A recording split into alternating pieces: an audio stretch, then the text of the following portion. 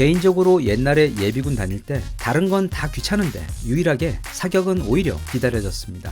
민간인이 실제 총을 야외 사격장에서 그렇게 쏠 수 있는 기회는 현역 때랑 예비군 때밖에 없기 때문에 총 쏠 때 나는 그 고막 때리는 벼락 같은 소리와 뭔가 다시 내가 남자가 된 것 같은 그 고소한 화약 냄새가 참 좋았습니다. 그리고 함께 훈련받던 누구 하나 제대로 된 복장을 한 사람이 없는 동료 예비군 분들도 보면 사격할 때만큼은 단순히 좋아하는 게 아니라 각 잡고 쏘면 사격 능력이 다들 장난 아니었습니다. 한두 발 대충 쏘는 것으로 바로 0점 잡은 다음 거의 스나이퍼 수준으로 만발 명중시키시는 분들도 계시고, 또 옆에서 좀 못하는 것 같으면 남 돕는 병 있는 한국인 특성상 그쪽 사로로 몰아주어 각각 10발 주고 쏘는데 어떤 관역판에는 구멍이 20개나 있어 불쌍한 조교는 또 한숨 쉬고, 실제 전쟁이 벌어져도 200m 안에서만 총격전이 벌어진다면 한국 남자들 대부분 거의 특등사수 수준으로 싸울 수 있을 듯 보입니다. 하지만 300m 또는 1km가 넘는 거리에서는 얘기가 다릅니다. 전문 스나이퍼 라이플과 뛰어난 성능의 조준경이 없다면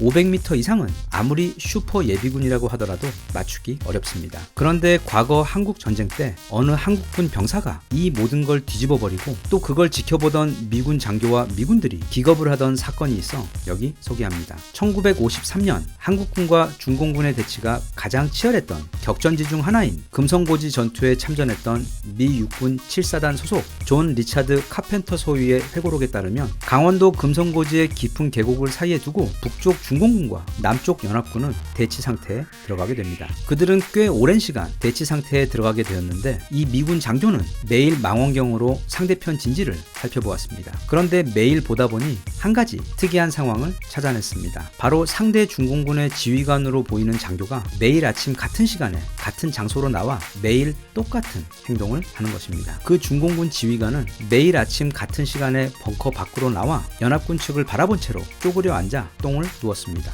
망원경으로 보면 연합군 진영에서 그 모습이 훤히 보였지만 저격을 하기에는 그 계곡이 너무 깊어서 연합군 측 저격수가 그를 쏘려고 몇 번 시도하였지만 거리가 너무 멀어 소총으로는 닿지 않아 번번이 실패했던 상황이었습니다. 그런데 갑자기 한국인 저격수 한 명이 나서더니 자기가 저 중공군 지휘관을 잡겠다며 그 정도 먼 거리까지 닿을 수 있는 저격총을 찾기 시작합니다. 하지만 안타깝게도 당시 연합군이 가진 저격총 중에는 그렇게 먼 거리를 날아가 저격할 수 있는 총이 없었습니다. 미군 장교의 회고록에 당시 정확한 거리가 나와 있지는 않지만 아마도 최소 1km 이상 되는 거리가 아니었나 싶습니다. 아무튼 필요한 저격총을 찾지 못하자 그 한국인 저격수는 포기하지 않고 계속 방법을 찾습니다. 그러다가 저격총이 아닌 59경 캘리버 기관총은 그 먼 거리를 날아갈 수 있다는 사실을 알게 됩니다. 총신이 길다고는 하지만 반동도 심하고 태생적으로 사방으로 총알을 뿌려대는 기관총을 가지고 그것도 원거리 저격을 한다는 발상은 사실 말도 안 되는 것이었지만, 그러거나 말거나 그 한국인 저격수는 그 기관총으로 저격을 하기로 결심하고 금방 어디에선가 저격용 스코프를 구해와서는 기관총에 달고 그 다음 혼자 먼 거리를 겨냥하며 0점을 맞추는 등 차근차근 저격을 할 준비를 해나갔습니다. 카펜터 소위를 비롯하여 연합군 진영의 다른 미군들은 그 한국인 저격수의 모습을 보며 지금 저 사람은 저 큰 기관총에 스코프를 달고 과연 무엇을 하려는 것인가 다 같이 흥미롭게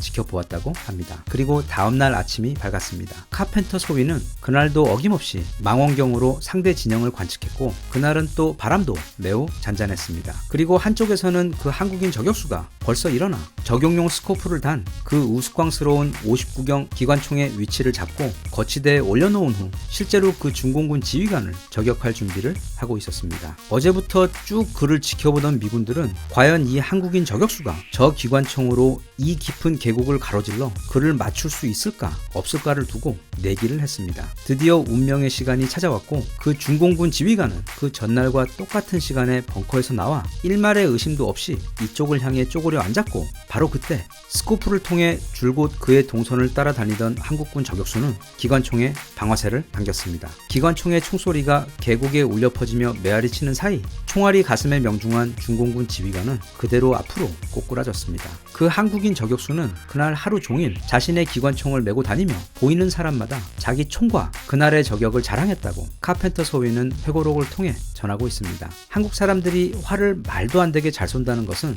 마치 지구가 둥글다는 것만큼이나 우리뿐 아니라 세계인 모두가 다 알고 있는 사실입니다. 그런데 뭘 이렇게 쏘는 능력이 우리 한국인들에게 몰빵된 것인지 우리는 활뿐만 아니라 총도 잘 쏘고 포도 잘 쏘며 또 미사일도 잘 쏩니다. 그중 특히 총은 거의 활만큼이나 잘 쏩니다. 올림픽에서 항상 금메달 효자 종목도 사격이고 또 세계 유일 올림픽 사격 3연패의 주인공 또한 한국인입니다. 일단 사격이라는 것은 멀리 있는 어떤 목표를 설정한 후 그것을 오차없이 잘 맞추는 능력인데 우리 한국인들은 태생적으로 그걸 엄청 잘하는 것 같습니다. 그리고 그건 단지 활이나 총 또는 포와 같은 무기들을 쏘는 것뿐 아니라 지난 70여 년 동안 이 나라가 달려온 발자취를 보면 그 계곡 너머에 있는 지휘관을 결국에는 명중시켜버린 그 한국인 저격수의 일화처럼 정신의 영역에서도 그대로 발휘되는 능력처럼 보입니다. 그런 귀한 재능을 잘 살려 현재 빠르게 재편되고 있는 국제 외교와 경제 패러다임의 이 대혼란기 속에서 곧 이 모든 게 정리되고 나면 포스트 코로나 시대에 우리가 있어야 할 가장 이상적인 곳,